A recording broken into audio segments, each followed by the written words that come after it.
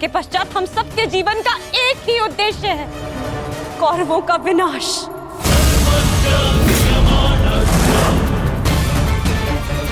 परंतु अब मुझे ऐसा प्रतीत होता है कि आप सबके लिए केवल प्रस्ताव ही महत्वपूर्ण है। एक प्रस्ताव पर आपने अपना सब कुछ खो दिया और आज एक दूसरे प्रस्ताव में आप सब कुछ भुला दिया जो हमने खोया था।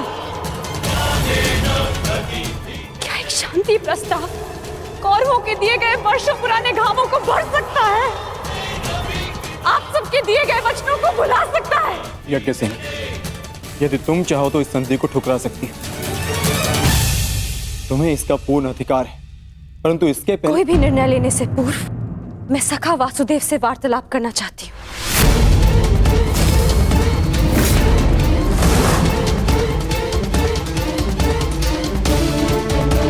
क्या हुआ? सखा कहाँ है? वो हस्तिनापुर के लिए प्रस्थान कर रहे हैं। परंतु क्यों? परंतु क्यों? पांडवों की ओर से शांति दूत बनकर।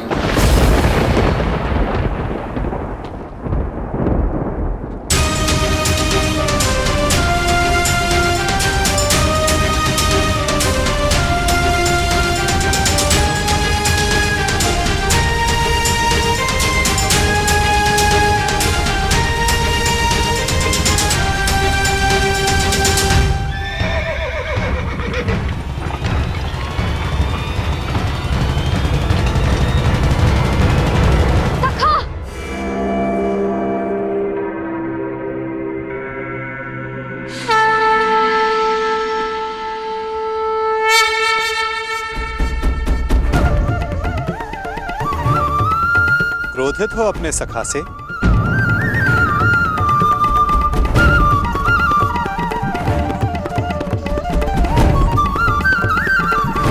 क्रोधित हो अपने सखा से?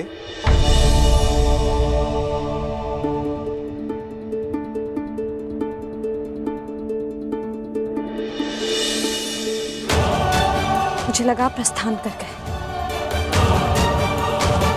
भला अपनी सखी से मिले बिना मैं प्रस्थान करने की सोच भी कैसे सकता हूं? जानता हूं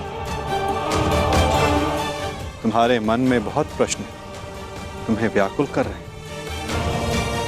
जो कुछ भी तुम्हारे हृदय में है कह सकती हो। मैं वचन देता हूं तुम्हारे हर प्रश्न का उत्तर देगा ये सखा। ठीक है, तो बताइए कहाँ जा रहे थे आप? हस्तिनापुर, पांडवों के शांति दूत बनकर? अपनी सखी का अपमान भूल गए आप सखा?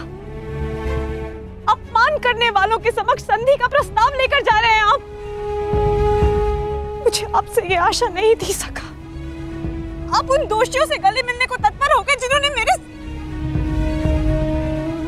क्या यही आपका न्याय है सखा कि आप मेरा मत जाने बिना ही जा रहे थे?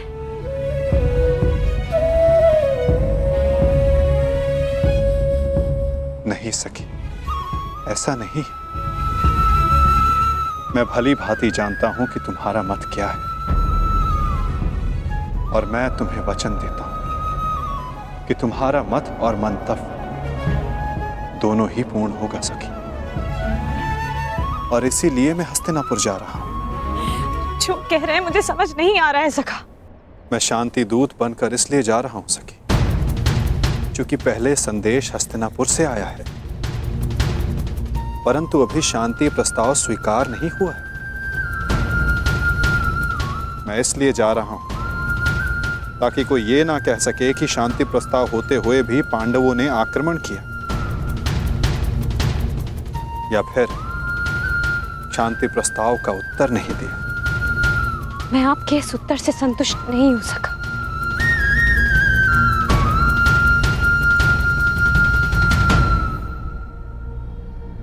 सखी, मैंने तुम्हें यह कहा था कि मैं तुम्हारे प्रश्नों का उत्तर दूंगा, परंतु संतुष्ट होना या ना होना ये तुम पर निर्भर करता है सखी।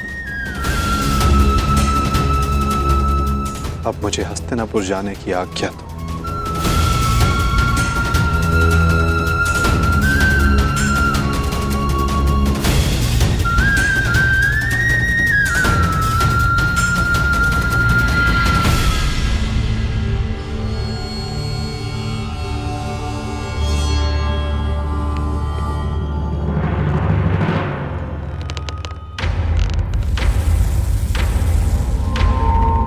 कहाँ थे पुत्र? द्वारका। परंतु क्यों? मैं पहले ही बता चुका हूं कि मैं इस युद्ध में भाग ले रहा हूं और उसी पक्ष से लड़ने वाला हूं जिस पक्ष से मेरा मित्र साम लड़ने वाला है। साम युवराज दुर्योधन के पक्ष में है और इसीलिए मैं भी वही हूं। आप मौन क्यों है? समझाइए, इसे रोकिए। अपने पति को अपने आराध्य वासुदेव के विरुद्ध खड़ा देखना क्या कम था, जो अब मेरा पुत्र भी उनके विरुद्ध खड़ा होगा? नहीं, मैं तुम्हें इस युद्ध में भाग नहीं लेने दूंगी। कुछ नहीं होने दूंगी तुम्हें। आप इसे रोकिए, समझाइए। श्री कृष्ण के विरुद्ध युद्ध में खड़े होने का अर्थ है केवल सर्वनाश। और ये अपने पिता की आज्ञा के विरुद्ध जाकर इस युद्ध में भाग नहीं ले सकता है।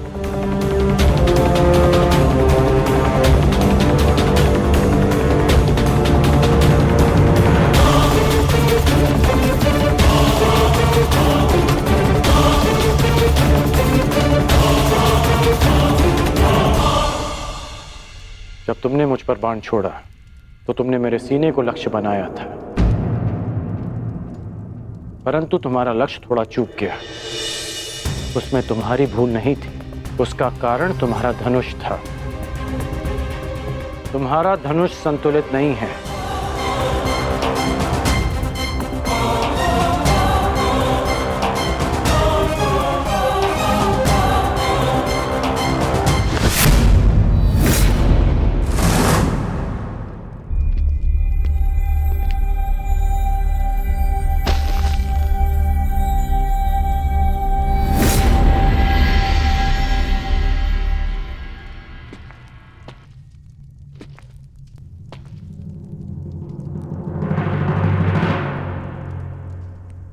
ये बिल्कुल संतुलित धनुष है जिसे मैंने अपने हाथों से बनाया है, जो तुम्हें इसी का प्रयोग करना है। लक्ष्य कभी नहीं चूकेगा।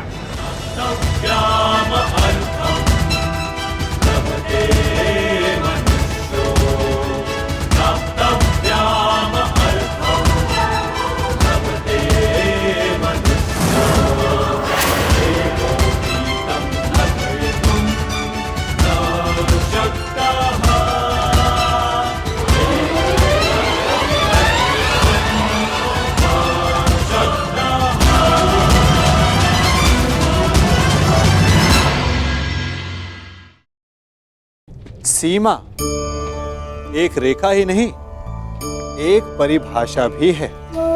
सीमा हर किसी की होती है, प्रेम की, धैर्य की, मित्रता की और शत्रुता की भी।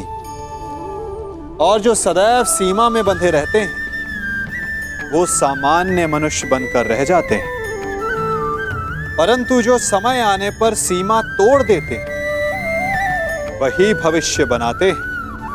क्योंकि सीमा केवल आपको मर्यादा में नहीं रखती, आपको बांधती भी है।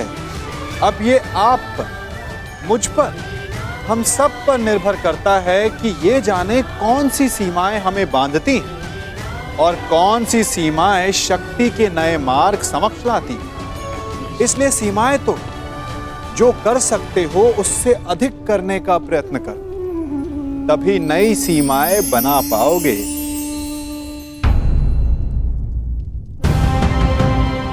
मैं हस्तिनापुर की ओर प्रस्थान कर रहा हूं। मेरे वापस लौटते ही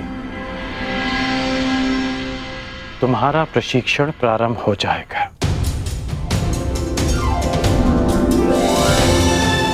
कदाचित हमारी सोच में मतभेद हो, परंतु हमारे पक्ष में कोई मतभेद नहीं। सुना है कि वासुदेव शांति दूत बनकर हस्तिनापुर आ रहे हैं,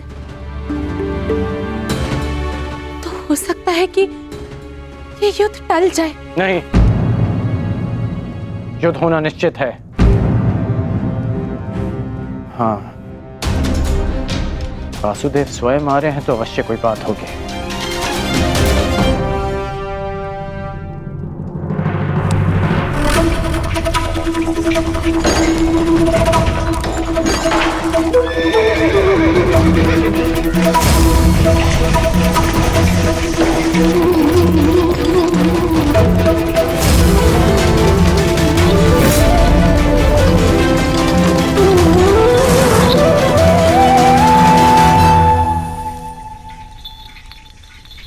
देख रहे हो दुर्योधन, ये कोई साधारण धातु नहीं है, बहुत विशेष धातु है ये, जिसका आविष्कार असुरों ने किया था देवों को बांधने के लिए।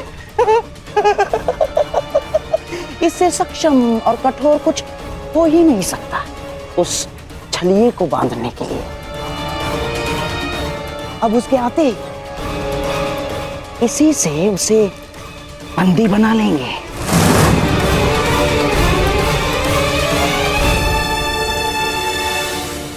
बहुत अच्छे मामा श्री, सबसे कठोर धातु की श्रृंखला। हाँ,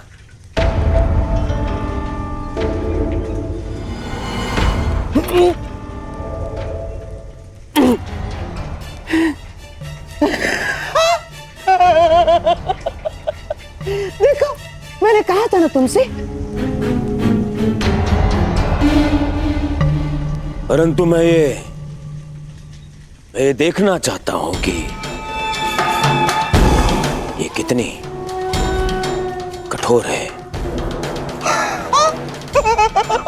तो कर लो प्रयास। दासों, मामा श्री को इसमें बांध दो। ये क्या कह रहे हो तुम?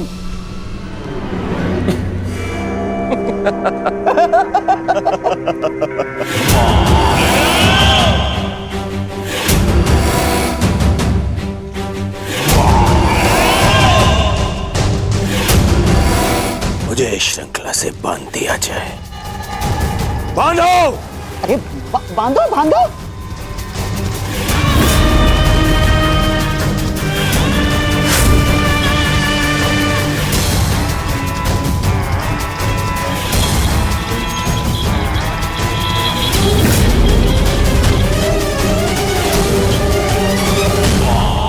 अब देखते हैं ये श्रृंखला कितनी सक्षम है।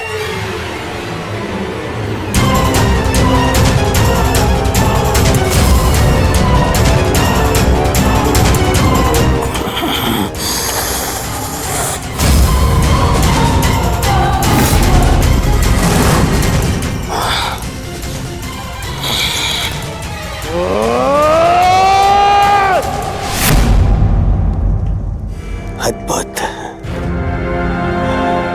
निसंदेह ये अद्भुत है।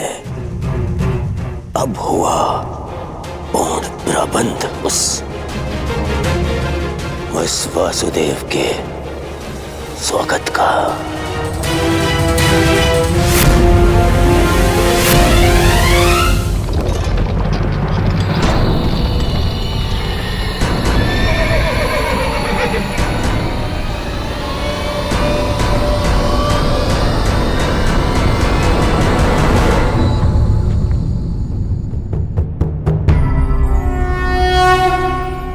देख रहे हो दुर्योधन, ये वही छलिया कृष्ण है जो अपने चाल में, अपने छल में सबको फंसाता रहता है।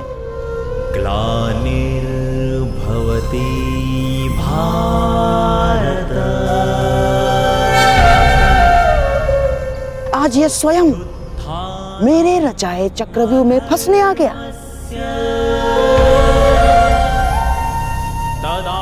इसे ज्ञात नहीं है कि आज ये इस प्रासाद से बाहर निकल ही नहीं पाएगा।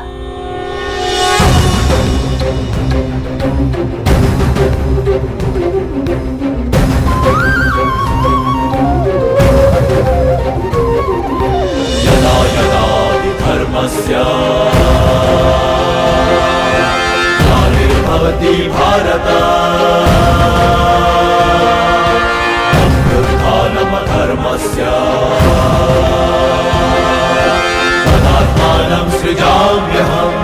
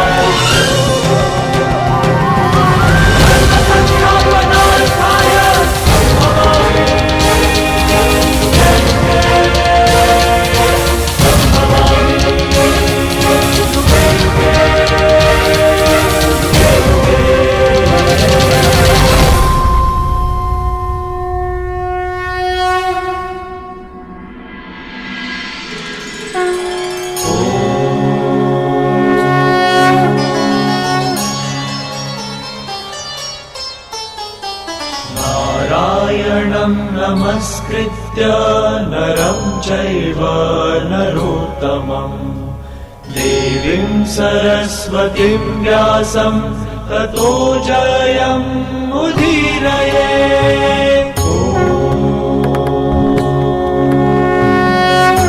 प्रणिपात हस्तिनापुर नरेश। कल्याण हो वासुदेव। प्रणिपात गंगापुत्र। कल्याण हो वासुदेव।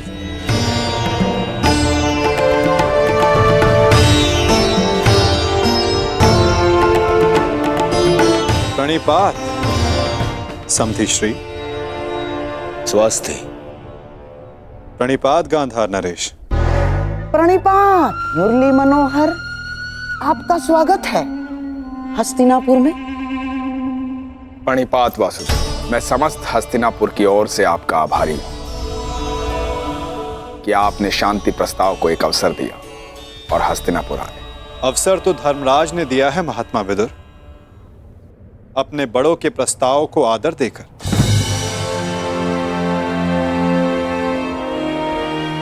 मैं तो बस उनका संदेश यहां लाया हूं। वासुदेव, संदेश अपने स्थान पर है। मुझे तो आपको हस्तिनापुर में देखकर ही प्रसन्नता हो रही है। मुझे ज्ञात है युवराज, और आशा भी, कि आपने मेरे स्वागत की सारी तैयारियां पूर्ण कर ली होगी।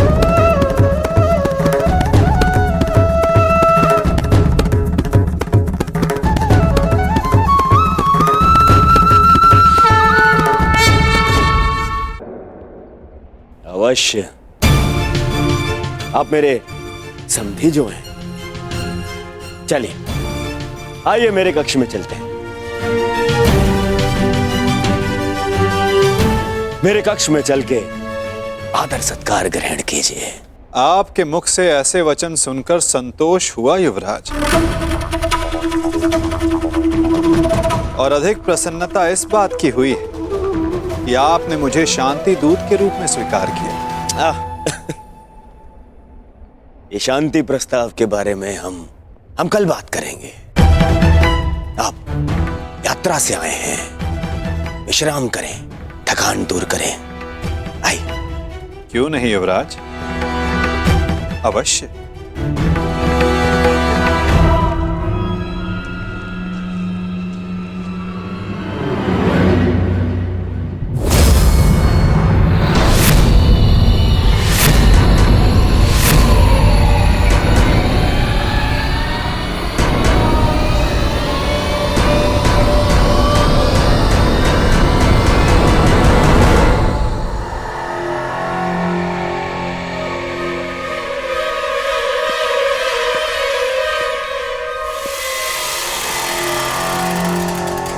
क्या हुआ वासुदेव, आप ठहर क्यों गए?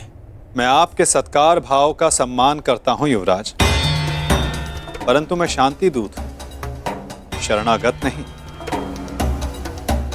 और वैसे भी पांडवों ने मुझे अपने पक्ष में चुना है।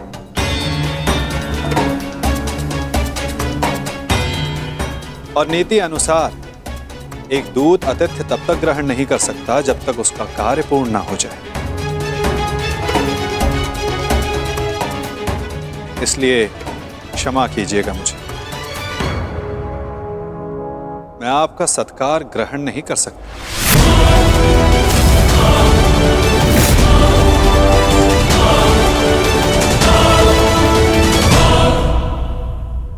परंतु फिर आप कहां ठहरेंगे?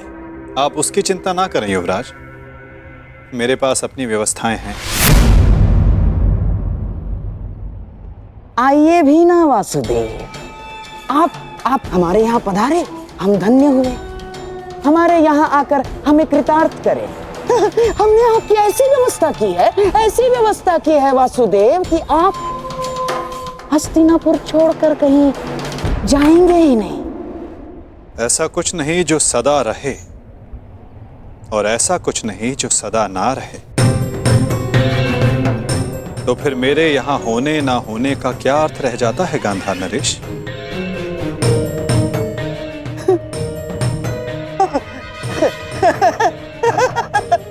वासुदेव, आपके कहने का तात्पर्य कुछ पकड़ में नहीं आया। यदि सागर में अपना हाथ डालोगे तो ऐसा अनुभव होगा कि संपूर्ण सागर तुम्हारा है गांधार राज। और यदि उसी सागर को मुट्ठी में बंद करने का प्रयास करोगे तो कुछ नहीं पाओगे। हाँ, यह अवश्य हो सकता है कि उसमें डूब जाए। प्रणिपात।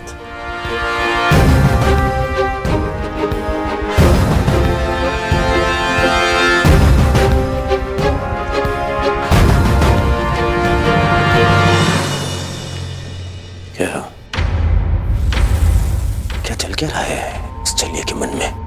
कहीं से हमारी योजना का भान तो नहीं हो गया? शांत रहो दुर्योधन, शांत रहो।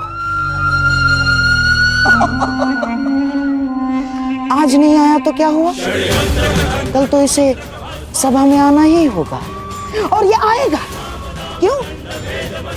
शांति दूत है, इसे अवश्य आना होगा।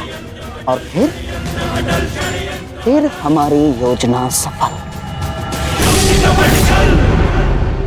वासुदेव, आपका आतिथ्य बनने का सौभाग्य मिला, मेरे लिए सम्मान की बात है। आशा करता हूं ज्येष्ठ पांडु पुत्रों की ओर से कोई सकारात्मक संदेश लाए होंगे।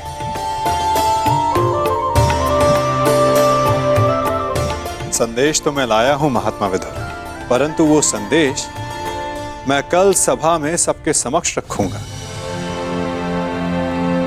प्रणिपात माधव, मेरा सौभाग्य है कि आज मेरे आराध्य मेरे घर पधारे हैं। सेवक, प्रभु के लिए भोजन लेकर आओ।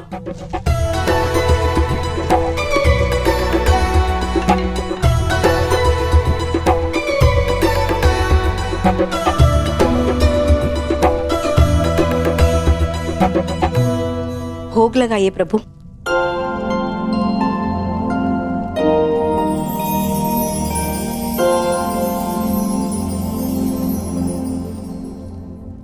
मेरा प्रिय मिष्ठान नहीं दिखाई दे रहा।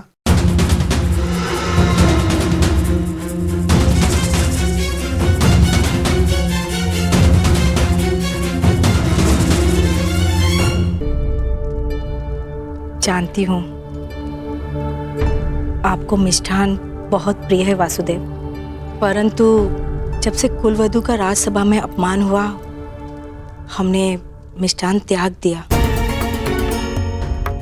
हाँ वासुदेव, उसी दिन कुरुकुल के पतन का प्रारब्ध लिखा जा चुका था। जिसके कुल का नाश हो रहा हो वो विलाप करता, मिष्ठान कैसे खा सकता है? उसी दिन से हम ये साधारण भोजन ग्रहण करते। ये विनाश एक नए आर्यव्रत को जन्म देगा महात्मा। जब अन्याय से न्याय के त्राण के लिए रणभेरी बजे तो वो अवसर शुभ ही होता है, और शुभ अवसर पर मिष्ठान आवश्यक है। और मैं यहां भोजन पर निमंत्रित हूं। अपना प्रिय मिष्ठान खाए बिना यहां से जाने वाला नहीं मैं।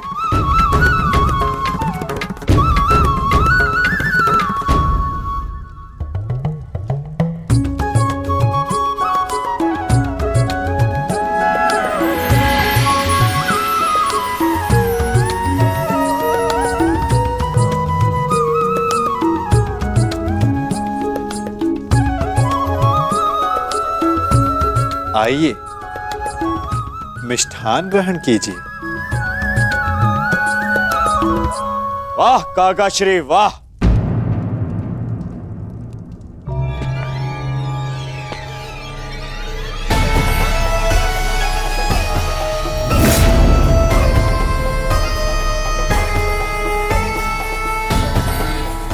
छप्पन भोग का आनंद लिया जा रहा है। आओ पुत्र दुर्योधन, तुम भी मिष्ठान ग्रहण करो। मिष्ठान नहीं, वो क्या है ना काकाश्री, मेरे मन में जो कड़वाहट भर दी है आपने,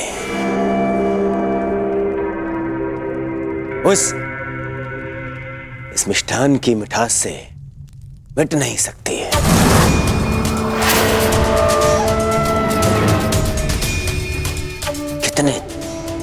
कितने दोगले हैं आप। मन में कुछ और रखते हैं और वाणी में कुछ और। तुम क्या कह रहे हो? मैं समझ नहीं पा रहा हूं। परंतु मुझे समझ में आ रहा है। मैं समझ गया हूं कि आप इतने वर्षों से क्या करना चाहते हैं।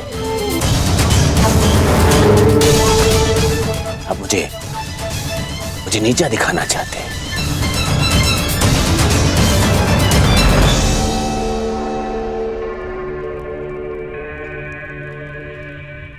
वासुदेव हस्तिनापुर आए।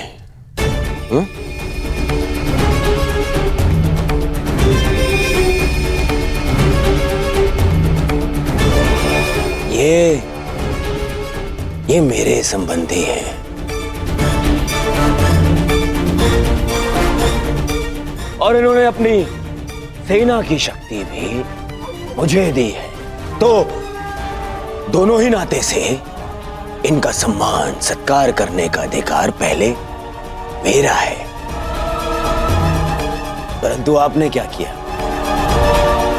आप उन्हें यहां ले आए ताकि आप अपने स्वार्थ और षड्यंत्र को पूर्ण कर सके। परंतु वासुदेव को निमंत्रित करने में मेरा क्या स्वार्थ है दुर्योधन? अरे स्वार्थ है काकाश्री।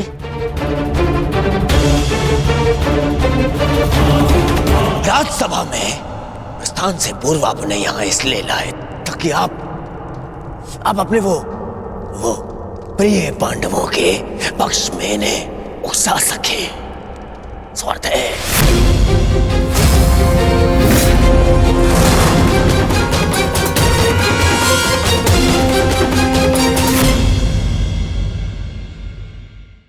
भाग्य क्या है? जो आपने किया उसे भोगना भाग्य है, या जो आपके पूर्वजों ने किया उसका फल भाग्य है? नहीं, भाग्य वही है जो आपने किया, क्योंकि हर मनुष्य को अपने कर्मों के फल भुगतने होते हैं। इसलिए यदि जीवन में कुछ भी करें तो उस पर अपनी दृष्टि अवश्य रखें, क्योंकि आपके एक कर्म का फल आपका भविष्य बदल सकता है। हम वही बनते हैं जो हम चुनते हैं, क्योंकि वही हमारा भाग्य बनता है। राजसभा में प्रस्थान से पूर्व आप उन्हें यहां इसलिए लाए ताकि आप अपने वो प्रिय पांडवों के पक्ष में इन्हें उकसा सके। शांत रहो दुर्योधन। हस्तिनापुर के महामंत्री है ये, और एक महामंत्री के समक्ष तुम इस भांति बात नहीं कर सकते। मूर्खता मत करो। नहीं मामाश्री, नहीं, आज मुझे बोलने दीजिए। इन्होंने आज तक केवल पांडवों का साथ दिया और मेरा विरोध किया। दुर्योधन, अपनी वाणी पर संयम रखो। ये मत भूलो कि महात्मा विदुर न केवल तुम्हारे महामंत्री परंतु तुम्हारे काका श्री भी हैं। काका श्री होते तो मेरा समर्थन करते, उन पांडवों का नहीं।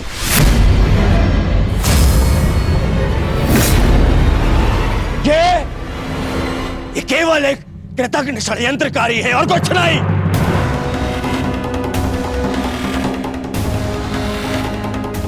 इन्होंने कभी हमारे हित की बात नहीं करी। ना ये तब चाहते थे कि मेरे पिता राजा बने, और ना ये आप चाहते हैं कि मैं सिंहासन पर बैठूं। बहुत बुरी बात है काका श्री, हमारा अन्न खाके उन पांडवों का पक्ष लेते हैं आप। भाग्य है कि ये मेरे पिता के आधे भाई हैं, अन्यथा राजद्रोही घोषित करके इस दासी पुत्र को दंड देता मैं। दुर्योधन!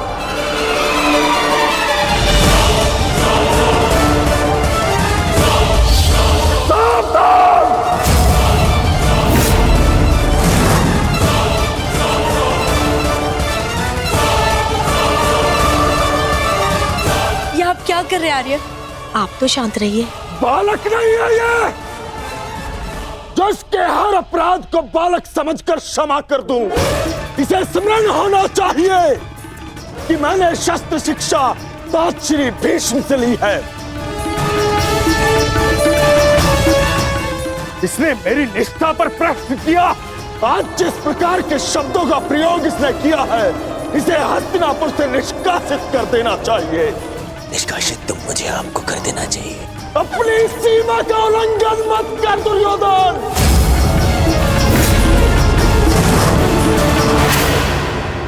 अपने शब्दों की रास को थाम कर रखो दुर्योधन। ये मत भूलो कि महात्मा विदुर हस्तिनापुर के महामंत्री और हस्तिनापुर के रणनीतिकार भी। इस समय तुम्हें उनके समर्थन, उनकी सहायता की अत्यधिक आवश्यकता है। बस! ऐसे सैकड़ों महामंत्री मेरे चरण धोते हैं। मुझे इस युद्ध को जीतने के लिए एक दासी पुत्र के समर्थन की आवश्यकता नहीं है। दुर्योधन!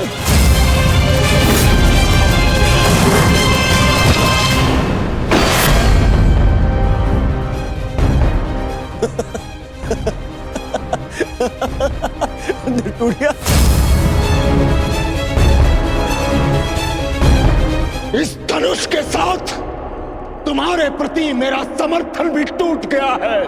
अब ना तो तुम मेरे शस्त्र उपयोग कर पाओगे और ना ही मेरी नीति। मैं स्वयं अपनी बुद्धि और शक्ति को इस युद्ध से अलग करता हूं।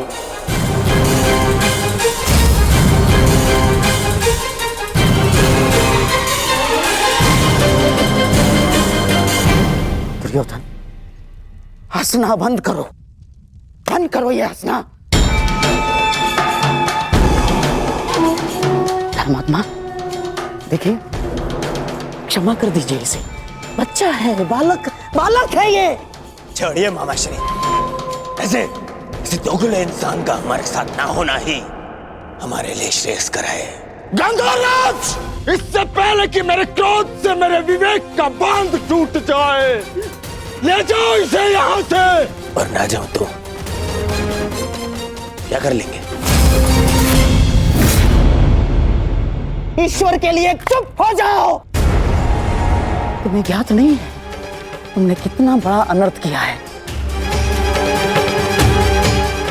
अब चलो यहां से, चलो चलो।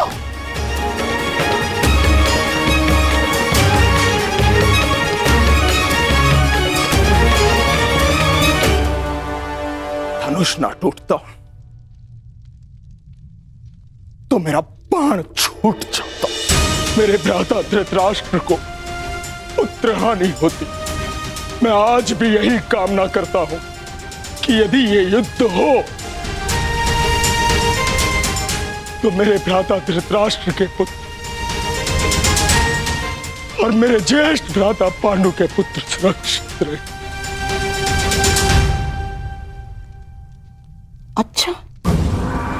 अच्छा खेल खेला आपने वासुदेव। मेरी बुद्धि तो ये सोच सोच कर कुंड हो रही थी कि आपने दुर्योधन का आतिथ्य ठुकरा कर यहां भोजन करना क्यों स्वीकार किया। क्या योजना थी आपकी इसके पीछे? मिल गया मुझे उसका उत्तर। गांधार राज, मैं यहां आया ये मेरा चुनाव था। दुर्योधन ने जो व्यवहार यहां किया वो उसका चुनाव था। और अब महात्मा विदुर इस युद्ध से अलग हुए हैं तो ये इनका चुनाव है। अपना चुनाव करने का अधिकार हर मनुष्य को है गांधार राज, और उस चयन का प्रतिफल चुका उसकी विवशता।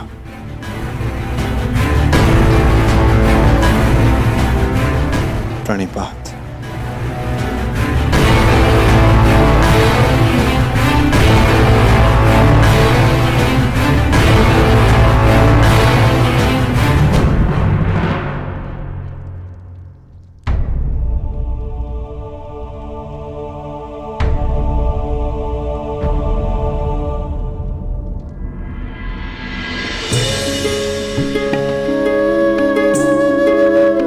कान्हा, तुम यहाँ?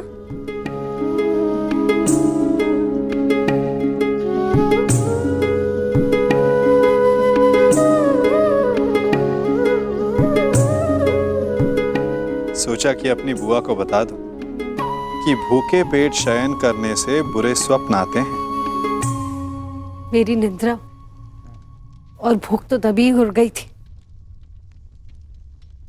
जब युद्ध की घोषणा हुई थी। कृष्ण,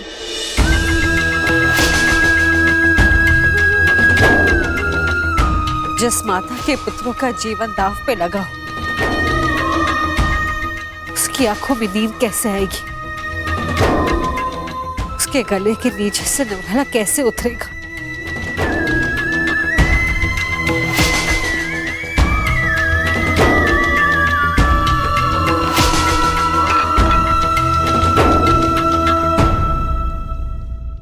बुआ बैठो।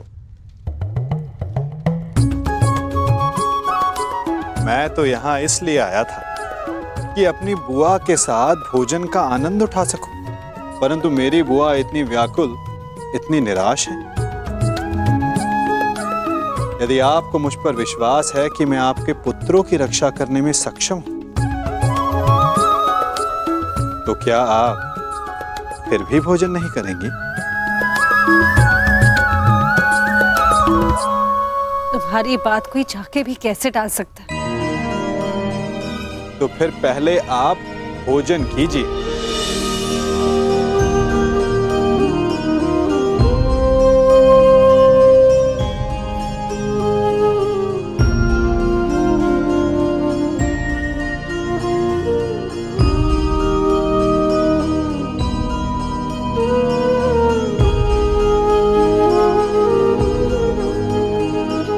यदि मेरे पुत्र यहाँ थे तो वो भी मुझे ऐसे ही भोजन करवाते।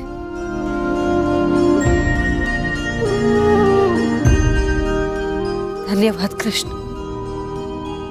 जो तुम यहाँ पर आकर मेरे पुत्रों के स्थान पर खड़े हुए और प्रकृत विकट परिस्थिति में मेरे पुत्रों का मार्गदर्शन करने के लिए।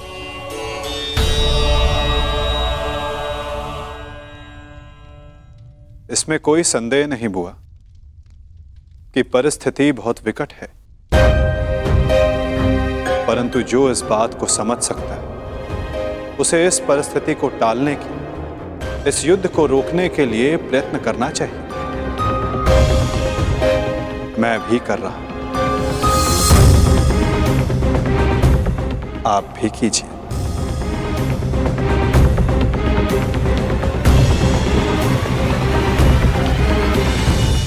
मैं समझी नहीं, मैं क्या कर सकती हूँ?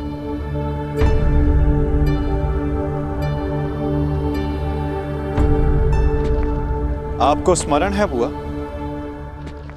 जब मैं यहां विभाजन के समय आया था तो मैंने आपको एक कार्य करने से रोका था। अभी उचित समय नहीं है बुआ, सत्य सम्मुख आएगा बुआ, परंतु उचित समय उचित स्थान पर। तुम ये कहना चाह रहे हो कि मैं उसे... बुआ, कुछ करने को कहने वाला मैं कौन होता हूं? मैं तो बस इस परिस्थिति की गंभीरता को देख रहा हूं। शांति दूत बनकर आया हूं। प्रयास करूंगा कि इस युद्ध को रोक सकूं, परंतु प्रतीत ये होता है कि इस युद्ध को टाला नहीं जा सकता।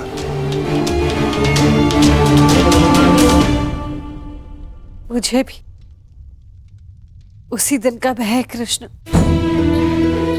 जब मेरे दोनों पुत्र एक दूसरे के समक्ष अस्त्र दान कर एक दूसरे का रथ मारने के लिए प्रस्तुत होंगे, परंतु इसे रोका कैसे जा सकता है? संदेह तो है बुआ, परंतु यदि आपके 6 पुत्र एक ही पक्ष में हो तो कदाचित युद्ध का प्रश्न ही ना उठे।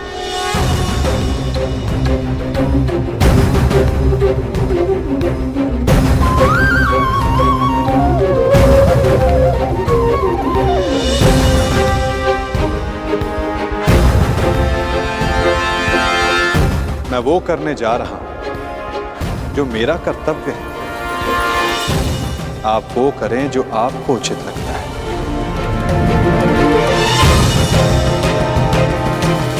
आज्ञा दें। प्रणिपात।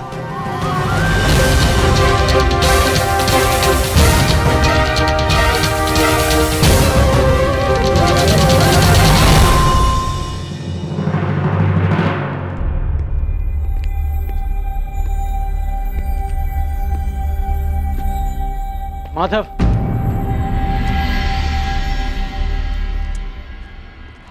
मित्र,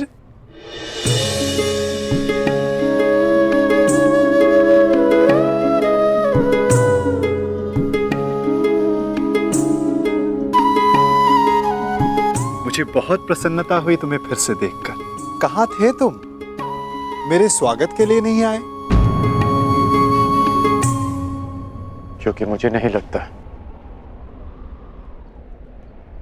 कि यहाँ आपको स्वागत देने के लिए बुलाया गया है। मैं तुम्हारा तात्पर्य समझा नहीं मित्र। आप सब जानते हैं फिर भी अनजान बन रहे हैं। आप गांधार नरेश को मुझसे अधिक समझते हैं। ये स्वागत प्रारंभ है, इसके बाद अपमान होगा और हो सकता है कि कोई जाल भी रचा हो। यदि जाल होगा तो मुझे पूर्ण विश्वास है कि मेरा धनुर्धारी मित्र उस जाल को अपने बाणों से काट देगा।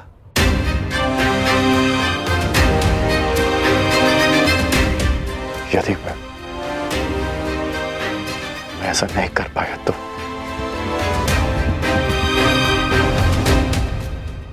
तो मैं स्वयं उसका त्राण करूंगा मित्र।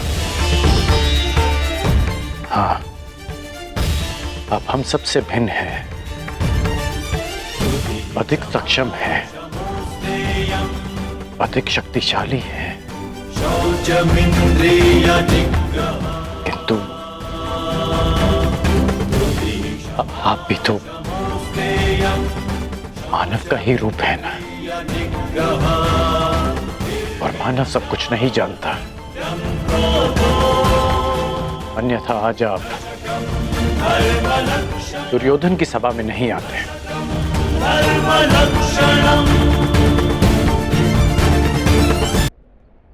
तुमने सत्य कहा मित्र, मानव सब कुछ कहाँ जानता है। जैसे कि तुम, यदि तुम भी सब कुछ जानते होते तो दुर्योधन की ओर नहीं होते मित्र।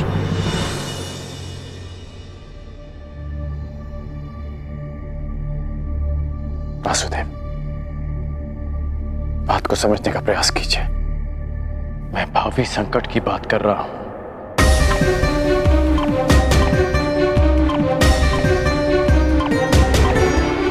आगे मत बढ़िए,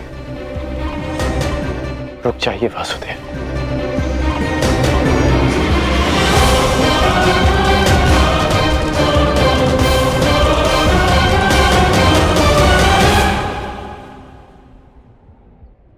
मित्र, तुम चिंता ना करो।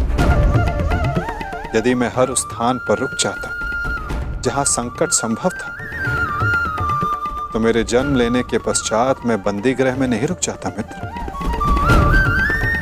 मामा कंस के बुलाने पर मथुरा नहीं जाता। मामाओं से निपटने का मेरा बड़ा अनुभव रहा है मित्र। मैं जानता हूं कि भीतर क्या होने वाला।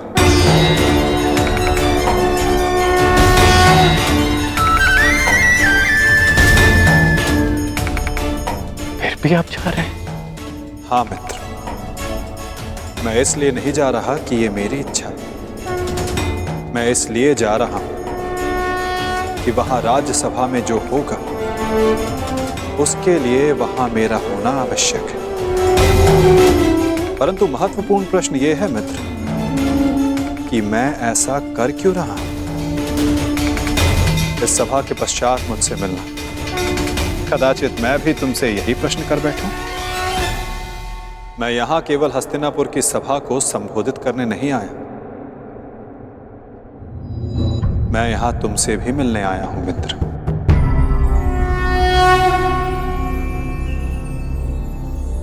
तुम सदा मुझसे यही प्रश्न करते आए हो कि मैं इस पक्ष में क्यों, मेरा मत क्या है। क्या मैं ही कर्ता धर्ता हूं या केवल दृष्ट?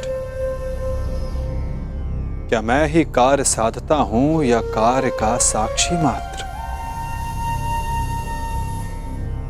मेरे साथ आओ मित्र, तुम्हें इन सब प्रश्नों का उत्तर मिल जाएगा।